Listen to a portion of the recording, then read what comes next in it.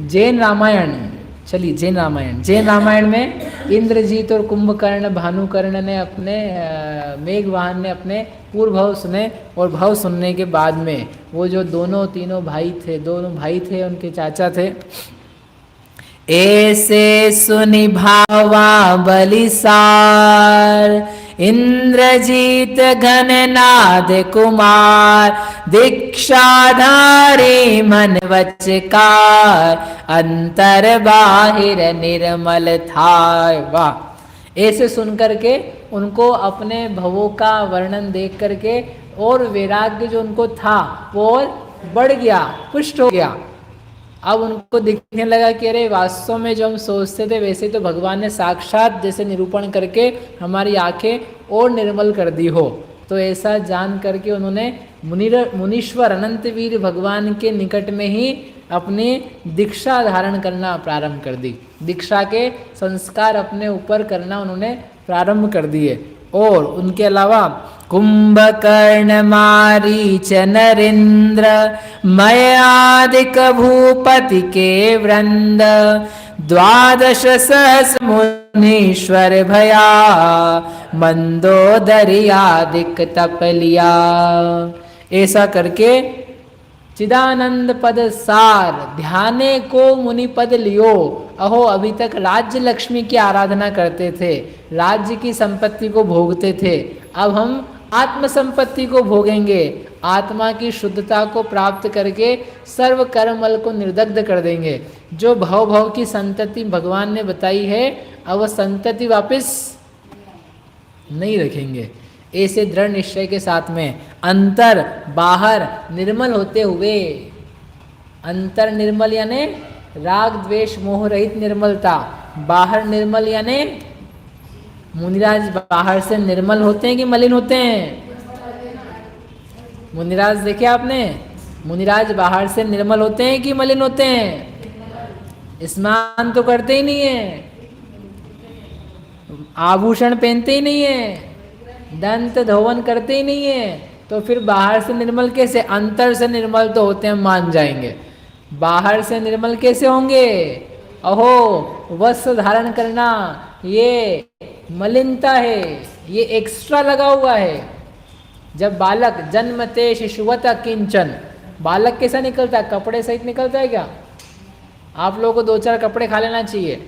जब बच्चा गर्भ में हो तो 2-4 कपड़े खा लेना चाहिए, ताकि बच्चा जब निकले तो कैसा निकले? कपड़े पहन पुना के निकले हो। क्यों जी? आप तो निकालते से पहनाते हो, लेकिन जब वो निकलता है तो जन्मते शिशुवत, तो वो जो शिशुवत रूप है निर्विकार, वो है सुंदर रूप, वो है सामान्य रूप, सहज रूप, उसमें कोई विकृति नहीं है, इसलिए वह है स्वच्छ। और जिसके विकार हैं तो उसके लिए फिर ये सब हैं विकृतियाँ। तो इसलिए बाहर से भी निर्मल और भीतर से भी निर्मल हुए, और आत्मा के आनंद को भोगने के लिए अकेले उन्होंने नहीं, कुंभकर्ण, मारीच, मय राजा, महादैत्य, कौन है मय नाम के राजा? मंदोदरी के पिताजी, उन्होंने, इन सब लोगों ने क्या ले लिया? ओहो, दीक्षा धारण कर ली। दीक्षा धारण करके इधर उधर पूरे भारत की बुद्ध वसुंधरा पर विद्याधर श्रेणियों आदि में विहार करते हुए, अपनी आत्मा की आराधना करते हुए वे रत्नत्रय को प्राप्त हुए, और सारे विभूति को, भोगों को जीर्ण तरण के समान छोड़ करके चले गए। लंका का बड़ा राज्य छोड़ के चले गए। लंका का आप समझते हो? लंका का राज्य ने कितने कोला सोना छोड़ के गए। लंका अपने आप में स्वर्ण की थी, सोने की लंका, सोने की लंका छोड़ गए। 1 किलो सोना छोड़ गए कि नहीं छोड़ गए? 2 किलो, 3 किलो, सोचना कहीं बैठ करके, करोड़ों का, अरबों का, खरबों का सोना, रत्न, जवेर, माणिक, मूंगा, पन्ना, हाथी, घोड़ा, बैल, बंदर, इतने सारे सेवक, चाकर, भवन, अपने से तो क्या नहीं छूटे? कुछ नहीं छूटे। अरे मोह कितना प्रबल है और इनका निर्मोह दशा कैसी प्रबल है, सब कुछ छोड़ करके चले जाते। निर्मोहता का विचार करना भाई, और निर्मोहता का आधार जो ज्ञान है, आत्म स्वभाव है, वस्तु तत्व का निर्णय है, वो कितना ज़्यादा सुदृढ़ है। इस बात को आप सोचोगे तो आपको वस्तु स्वरूप के प्रति, निज आत्म भाव के प्रति एक जागृति, दृढ़ता जागृत होगी। हम भी इसी प्रकार के सत स्वभाव। ऐसा जब हुआ, बिना किसी से और आज्ञा वगैरह लिए उन्होंने दीक्षा ले ली जब, तो जब मंदोदरी को पता चला, ओहो मेरे पुत्रों ने दीक्षा ले ली है, तो क्या हुआ, उसको खुशी हुई कि वो दुखी हुई? खुशी हुई? अरे खुशी नहीं हुई उसको, वो दुख से बेचारी विलाप करने लगी, कुररी के समान, चकवी के समान, जिसका चकवा बिछड़ गया हो, दुख प्राप्त हो रहा हो, ऐसे वो बहुत विरह नहीं, उसके शोक से जलने लगी। पति का विरह तो पहले ही सता रहा था, कल ही पति मरा है, आपको याद है ना, बस मरने के बाद दाह संस्कार किया, शांति से लोग बैठे थे, इनको छोड़ा भानुकर्ण वगैरह को, और रात्रि को शाम के समय कौन आ गए? भगवान आ गए, और अगले दिन तो इनकी दीक्षा हो गई। अभी तो मिले भी नहीं माता से जाकर के, ये लोग बाहर के बाहर ही थे, बस सरोवर के निकट बैठे, बाद में महाराज आ गए थे, वहाँ चले गए, अभी तो घर भी नहीं गए वापस। और बिना उनको कुछ बताए मंदोदरी को, माता को कहे हुए क्या कर दिया? दीक्षा ले ली। अच्छा क्या क्या उन्होंने, ऐसा करना चाहिए? क्यों? ऐसे ही करना चाहिए। भरत कर ले तो रोना नहीं।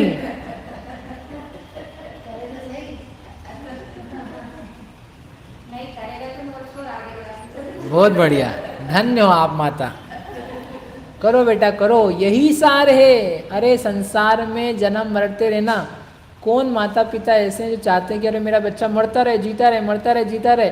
कितने मूर्ख माता पिता हैं, सोचते नहीं इस बारे में। तो मंदोदरी, लेकिन उस समय उसका तात्कालिक शोक था, वो पति का तो वियोग हो गया, वो अपने बच्चों के सहारे थी। अब बच्चे भी दोनों थे उसके, सब चले गए।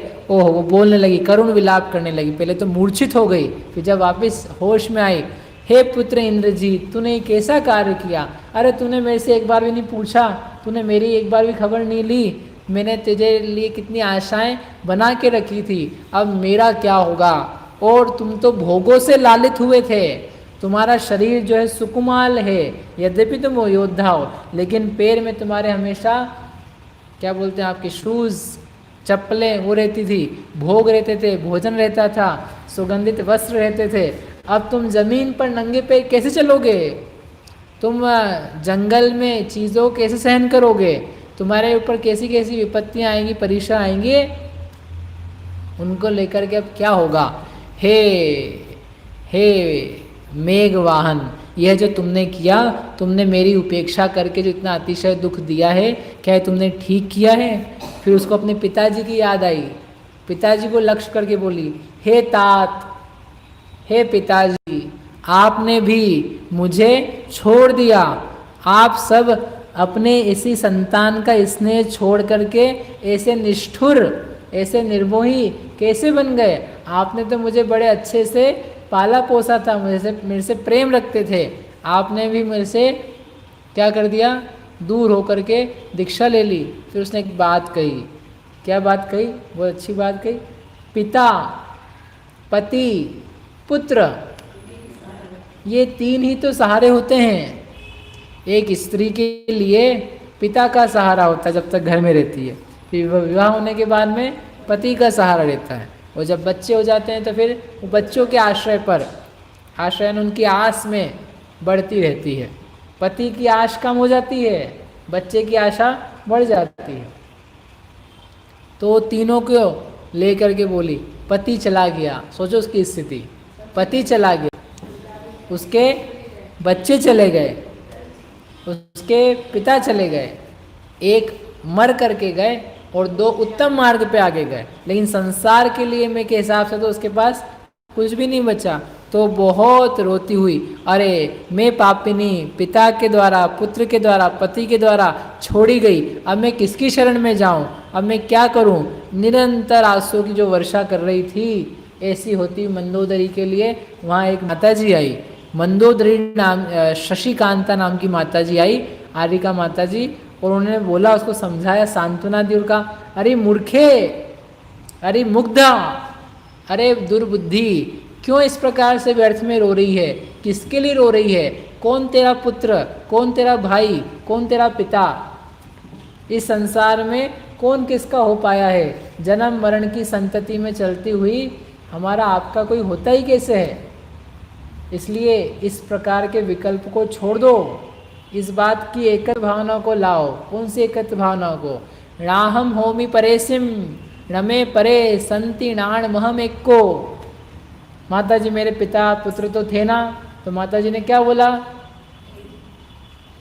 क्या बोला? नहीं, तन्ना। क्या बोला? तन्ना। मेरा पति तो अच्छा था ना, मेरा पति मर गया, तन्ना। मेरे बच्चों का क्या होगा? वे निर्ग्रंथ मार्ग पड़ गए, दुखी होंगे, तन्ना। माता जी क्या बोली? तन्ना, तन्ना, तन्ना। तन्नाना नहीं, सुन सुन करके, तन्नाना नहीं है, क्या बोलना है? तन्ना। बस एक बारी, तन्ना, वैसा नहीं है, ऐसा उसको समझाया और कहा, तू कहाँ कहाँ मरण करके तिर्यंच आदि योनियों में भ्रमती हुई, इतनी बार स्त्री बनी है, अब इस स्त्री पर्याय का इस प्रकार से उपयोग कर कि पुनः स्त्री बनना ना पड़े। ऐसा सुन करके वो शांत हुई, उसका शोक का दुख कम हुआ। माता जी ने ये नहीं समझाया कि अरे तू तो घर में रह, आराम कर, चिंता मत कर, इतना बड़ा राज्य है, तेरे को तो मिल ही जाएगा कुछ ना कुछ।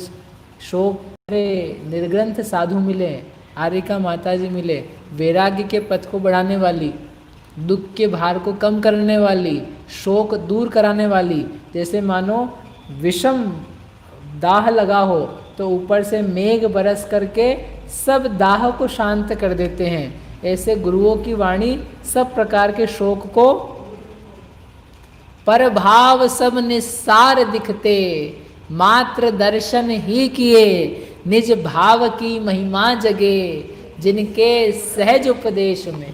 ऐसा जान करके वो शांत हुई और शांत होकर के उसने उत्तम दीक्षा को धारण कर लिया। अभी तो क्या कर रही थी? रो रही थी। अब क्या कर ली उसने? एक वस्त्र मात्र परिग्रह को छोड़ करके बाकी सब परिग्रह उसने छोड़ दिया। जो रावण की बहन थी, कौन? चंद्रनखा, तन्ना, शूर्पणखा, तन्ना, चंद्रनखा। चंद्रनखा से तो पूरी स्टोरी चालू हुई थी। चंद्रनखा ने जाकर के वो सब काम मामला फैलाया था। शंभुक के वध से, चंद्रनखा की इच्छाओं से, चंद्रनखा के नाटक से वो सब बातें चालू हुई थी। वहाँ से लेके यहाँ तक अपन पहुँचे इतने दिन में, ठीक है। तो वो जो चंद्रनखा थी उसका भी भाई गया, उसका पति गया, उसका पुत्र गया। सबसे पहले उसका पुत्र गया था, फिर पति गया था, और अब उसका भाई भी चला गया। वो भी कैसी हो गई? मंदोदरी देश से हो गई। पिता जो थे, पिता तो पहले चले गए हैं, सब चले गए उसके। सब चले गए कि कोई नहीं गया? कोई नहीं गया। यस सन्नाशम उपेति तन्न नियतम। जो सत है, सत हूँ, उसका तो नाश होता ही नहीं। ऐसा देख करके चंद्रनखा ने भी क्या कर ली? ओहो, दीक्षा ले ली। और आचार्य भगवान कहते हैं कि जिस दिन मंदोदरी ने दीक्षा ली, उस दिन उत्तम हृदय को धारण करने वाली और सूर्य की दीप्ति के समान तेजस्वी ओजस्विनी ऐसी 48,000 स्त्रियों ने दीक्षा धारण करी। 48,000 कैसे हो गई होगी? अरे लाखों योद्धा मर गए थे। कितने? इतना बड़ा युद्ध था। एक अक्षौहिणी का प्रमाण आपको बताया था। तो इतनी 1,000, 4 और 2 6,000 अक्षौहिणी सेना लगी थी और युद्ध चलता रहा अनेकों दिनों तक। तो युद्ध चला तो कितने लोग मरे, कितने अपाहिज हुए, कितने घायल हुए, किसकी कंधे टूटे, किसके आंखें फूटी, किसका सिर टूटा, कैसे कैसे लोग निकले वहाँ से। तो इतने लोग मरे। तो उनके कुछ लोग, जिन जिन स्त्रियों को वैराग्य उत्पन्न हुआ, धर्म बुद्धि उत्पन्न हुई, तो उन लोगों ने दीक्षा धारण कर ली। इसलिए 48,000 की दीक्षा संभव है। 48,000 दीक्षा। 56,000 तो पहले ही थे। मुनिराज आए थे ना 56,000 आकाशगामी विद्या से सहित, 56,000 वो, 48,000 ये, कितने हो गए? रुपये नहीं, दीक्षित। ओहो गजब। हाँ हाँ। सहस्र अष्ट 40 सुनारी, भैयार कावर तपधारी, केवल ज्ञान उपायो सार, इंद्रजीत घननाद कुमार। और ऐसे 48,000, सोचो आरिका माता सफ़ेद साड़ी पहन के निकले तो एक साथ इतना बड़ा जो दिखे, ऊपर बाहर से देखो तो कैसा दिखे? सब सफ़ेद सफ़ेद, शुक्ल लेशा चली आ रही हो, मानो शुक्ल परिणाम चले आ रहे हो, धरती को देखती हुई, शील रूपी वस्त्र से सुशोभित, जिनके गुण व्रत अलंकार से शोभित हैं, ऐसे ऐसे इतने आरिका माताजियों को, व्रतियों को देख करके कैसा लगेगा? आप कल्पना तो करना। निर्ग्रंथ मुनिराज जिनके आगे आगे आगे कहीं आगे दूर तक चलते हों, आकाश में चलते हों, आप देखो तो सब साधु ही साधु, जैसे पक्षी थोड़े से दिख जाए तो ऐसा लगता है क्या बढ़िया लग रहा है, साधु दिखें आपको। आकाश में नज़र उठाओ कभी, आकाश में नज़र उठाओ कभी, शाम को सुबह दोपहर को, तो आप आकाश देखते हो, कभी वहाँ पर चलते हुए मुनिराज को भी देखना। संध्या देखते हो आप, संध्या देखते हो, उस संध्या में कोई परिहार विशुद्धि के धारक मुनिराज भी गमन करते हुए देखना। बादलों में कल्पनाएं कर लेते हो, बादलों में कल्पनाएं कर लेते हो, तो जब कल्पना करने की शक्ति है तो कभी कभी समो शरण की, कभी निर्ग्रंथों की, कभी मुनिराजों की, कभी चारण रिद्धिधारियों की भी क्या माता जी कल्पना कर लिया करो। कभी ये कथाएं सुनिए, उन कथाओं को वहाँ चलता हुआ देख लिया। यही वो आकाश है जहाँ से वो देव आए थे जन्म कल्याणक मना करके, और मना करके फिर यहाँ केवल ज्ञान कल्याणक मनाया था। यही वो वसुंधरा है, यही वो जगह। और ऐसा वो इंद्रजीत और कुंभकर्ण, इनका फिर कथानक आगे ज़्यादा कुछ दिया नहीं, लेकिन वो पृथ्वी पर विहार करते रहे और कितने ही काल तपस्या करके अंत में उन्होंने निर्वाण पद को प्राप्त किया, केवल ज्ञान को प्राप्त किया, और आपके पास में ही है, बहुत पास में है। मोक्ष गए गिरि चूलते, भय निरंजन जाय, कुंभकर्ण रेवा नदी के तट से सिद्ध थाय। बोलो कुंभकर्ण भगवान की, इंद्रजीत मेघवाहन भगवान की। ये मोक्ष में गए, योद्धा थे, अहो अनेक लोगों को मार काट दिया, फिर भी कर्मों को और ज्यादा काटा, और कहाँ चले गए? मोक्ष में चले गए। अब इन्होंने अपना जो मारा काटा था उसको कैसे दूर किया होगा, पता है आपको? वो मारा काटा, ये लोगों की हिंसा करी, हजारों लोगों को मृत्यु से मृत्यु प्राप्त करा दी, उसके लिए आपको बंद अधिकार पढ़ना पड़ेगा। उस बंद अधिकार की गाथाओं को पढ़ के आपको समझ में आएगा कि उन्होंने तो भगवत गीता का उपदेश दिया, लेकिन वो एकांतिक उपदेश था, और आचार्य कुंदकुंद स्वामी ने बंध तत्व का, कर्म का, जन्म मरण का, सुख दुख का उपदेश दिया तात्विक दृष्टिकोण से, एकांतिक नहीं। अब उसके लिए आपको थोड़ा इंतजार करना पड़ेगा, लेकिन आप पढ़ लेना, तब जाके आपको समझ में आ जाएगा किसके लिए लिखा उपदेश, और पुराने किए गए जो कृत्य हैं उनको कैसे व्यक्ति साफ करता है। अरुमारीच मुनीश्वरा भय सुतम देव, जम्बुवाली बंक गिरी इंद्र हुओ स्वयमेव। ऐसे बाकी भी जो लोग थे, वे बाकी लोग भी सब अपने अपने योग्य पदों को प्राप्त हुए, और इस प्रकार से वो मुनिराज से, वो मुनिराज अपना विहार करते हुए रहे, और ये मोक्ष इनके अपने अपने समय पे हुए। अब अपन आते हैं अपने वापस। राम जिसके लिए युद्ध हुआ था भैया, किसके लिए? सीता के लिए। तो अभी तक सीता की तो आपने खबर ही नहीं ली है। अब रामचंद्र जी का प्रवेश होता है। रामचंद्र जी, लक्ष्मण, विभीषण, सारी जो राजागण थे, विद्याधर राजा थे, वानर राजा थे, और जिन्होंने मदद करी थी, उन सब राजाओं का लंका नगरी में प्रवेश हो रहा है प्रातः काल के समय। और जब प्रवेश होता है सब नगरी के लोग अब हर्षित हैं, क्योंकि एक तो केवली भगवान का आगमन हो गया, सब जगह खुशहाली हो गई, सबके शोक दूर हो गए, सबको उपदेश मिला। और अब ये नए राजा जो हैं उनके लिए भी देखना है, तो उनको देख करके भी सब लोग प्रसन्न हो रहे हैं, उनकी वीरता से भी सब लोग थोड़ा विचारवान हैं। तो ऐसा करके अब नगरी में प्रवेश है, सब लोगों ने तैयारियां करी है, तोरण द्वार बंधे हुए हैं, रत्नों के चूर्ण से चौक पूरे गए हैं और जगह जगह वंदनवार ध्वजाएं पताकाएं फैली हुई हैं। और किस प्रकार से नगरी में आगमन होता है और क्या क्या घटनाएं घटती है और जब दोनों मिलते हैं तो कैसा लगता है, ये अपन सब कल तो अष्टमी के दिन राग भरी बातें नहीं करेंगे, आने वाले समय में इसको देखेंगे। अब मिलन का दिन नज़दीक है। अभी अपन ने आज मोक्ष कर लिया भैया, नहीं तो आप बोलोगे आपने बोला था आज मिलाओगे। आज अपन ने मिले हैं, राम सीता से मिले हैं, आज ही मिले हैं, आज मिल चुके थे। कहाँ मिले? यह आत्मा राम अपनी मोक्ष रूपी सीता से, जिसका वियोग हुआ था लंबे काल अनादि काल से, उस आत्मा राम ने आज मोक्ष रूपी सीता को प्राप्त कर लिया है। और जो बाहरी राम है उन सीता को अपन 1-2 दिन में मिल लेंगे, कोई चिंता की बात। निज निधि निज में बताई